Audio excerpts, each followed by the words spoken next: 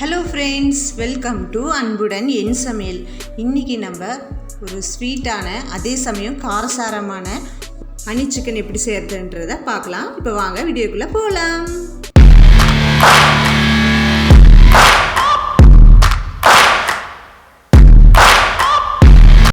நான் இன்றைக்கி boneless chicken எடுத்திருக்கேன். சிக்கனை நல்லா வாஷ் பண்ணி எடுத்துக்கோங்க.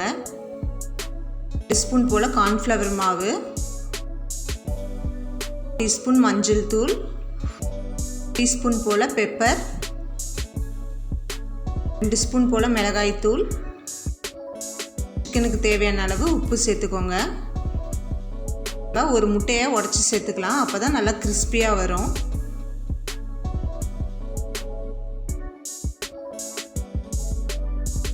இப்போ இதை நம்ம நல்லா மிக்ஸ் பண்ணிக்கலாம்.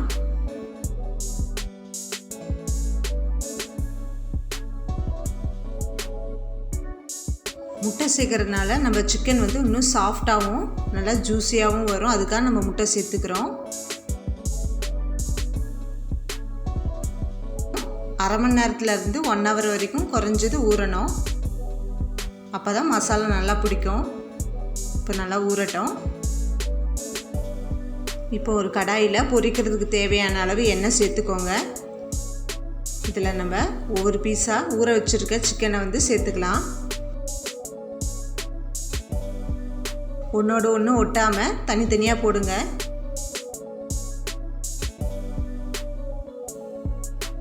ஒரு 2 நிமிஷம் இந்த பக்கம் வேகட்டும். 2 நிமிஷத்துக்கு அப்புறம் நம்ம நல்லா திருப்பி போட்டுக்கலாம். ஓவர் குக் பண்ணிங்கன்னா ரொம்ப கல் மாதிரி ஆகிடும் சிக்கன். பாருங்கள், நம்ம ஃப்ரை பண்ணியாச்சு. இப்போ இதை நம்ம எடுத்துக்கலாம். எடுத்து ஒரு பிளேட்டுக்கு மாற்றி எடுத்துக்கலாம்.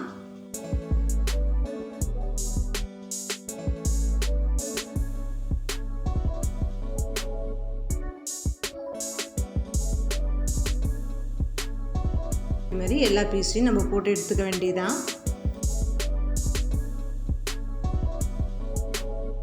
மீடியம் ஸ்பீட்லேயே வைங்க. ரொம்ப ஹை ஸ்பீடில் வச்சிங்கன்னா கரிஞ்சிரும், உள்ளே வேகாது.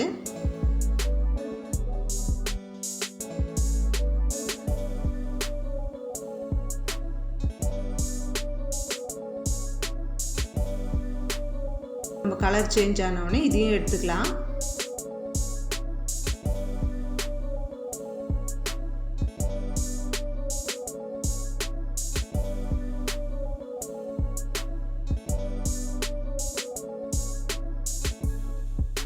நான் ஒரு 3 ஸ்பூன் போல் எண்ணெய் சேர்த்துக்கிறேன்.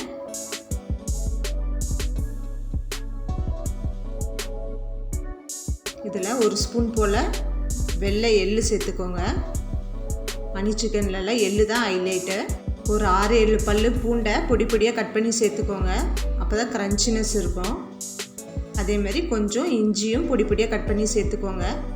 நீங்கள் பேஸ்ட்டாக போடாமல் இதுமாதிரி பொடி பொடியாக கட் பண்ணிங்கன்னா உங்களுக்கு கடித்து சாப்பிடும் போது நல்லா வாயில் தென்படும், நல்லாயிருக்கும். நம்ம நல்லா வதக்கிக்கலாம். இது கூட நான் ஒரு சின்ன சைஸ் பெரிய வெங்காயத்தை பொடி பொடியாக கட் பண்ணி சேர்த்துக்கிறேன்.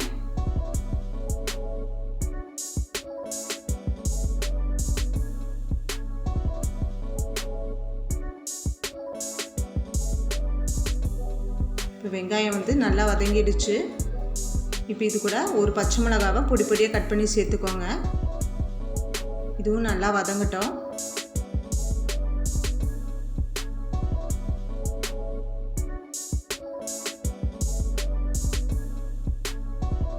இது நல்லா வதங்கின உடனே இது கூட நம்ம சாஸஸ் சேர்க்க போகிறோம். நான் 1 ஸ்பூன் போல் சோயா சாஸ் சேர்த்துக்கிறேன். 1 ஸ்பூன் போல் வினிகர், 2 ஸ்பூன் போல் டொமேட்டோ கெச்சப் சேர்த்துக்கோங்க. இது நம்ம நல்லா மிக்ஸ் பண்ணிக்கலாம்.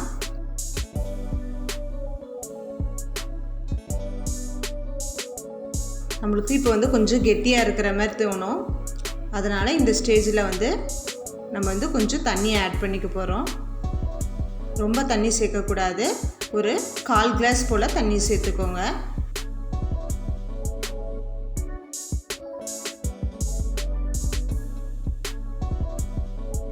இப்போ பார்த்தீங்கன்னா தண்ணி கொஞ்சம் வற்றிடுச்சு. இதில் நம்ம 2 ஸ்பூன் போல் தேன் சேர்க்க போகிறோம். தேன் தான் இதில் மெயின் இன்க்ரீடியண்ட். தேன் ஊற்றுனதும் நீங்கள் வந்து ரொம்ப நேரம் குக் பண்ணக்கூடாது, இல்லைனா ஒரு மாதிரி ஸ்டிக்கியாக ஆகிடும். அதனால் ஊற்றுனதுக்கப்புறம் ஒரு 2-3 செகண்ட் வந்து கிளறி விட்டால் போதும். கிளறி விட்டுட்டு நம்ம ஃப்ரை பண்ணி வச்சுருக்க சிக்கனையும் இதோடு சேர்த்துக்க வேண்டியதுதான். இப்போ நம்ம சிக்கனையும் சேர்த்துடலாம். ரொம்ப ஸ்பைஸியாக இருந்தால் குழந்தைங்க சாப்பிட மாட்டாங்க. ஆனால் இந்த ஹனி சிக்கன் வந்து அப்படி இல்லை, ஸ்வீட்னஸும் இருக்கிறதுனால கண்டிப்பாக குழந்தைங்க ரொம்ப விரும்பி சாப்பிடுவாங்க. சிக்கன் சேர்த்ததுக்கப்புறம் ஒரு 2-3 நிமிஷம் நல்லா வதக்கிக்கலாம் இந்த தேன்லேயே.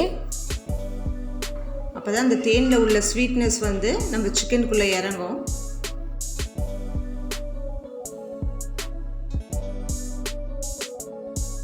இப்போ பாருங்கள், நம்மளுடைய ஹனி சிக்கன் வந்து ரெடி ஆகிடுச்சு.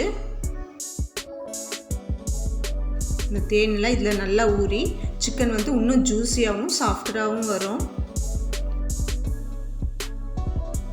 நீங்கள் ஸ்ப்ரிங் ஆனியன் அப்படி இல்லைன்னா கொத்தமல்லி கூட தூவலாம். நம்மளுடைய சூப்பரான ஹனி சிக்கன் வந்து ரெடி ஆயிடுச்சு.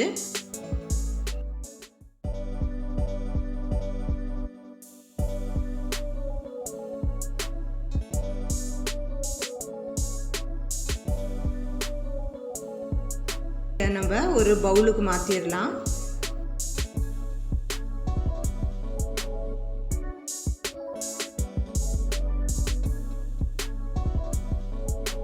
இந்த ஹனி சிக்கனை மறக்காமல் நீங்கள் வீட்டில் செஞ்சு பாருங்கள். இந்த வீடியோ உங்களுக்கு பிடிச்சிருந்ததுன்னா மறக்காமல் லைக் பண்ணுங்கள், ஷேர் பண்ணுங்கள், சப்ஸ்கிரைப் பண்ணுங்கள். பக்கத்தில் உள்ள பெல் ஐக்கானை ப்ரெஸ் பண்ணிக்கோங்க. நான் உங்களை நெக்ஸ்ட் வீடியோவில் மீட் பண்ணுறேன். ஓகே, பாய்.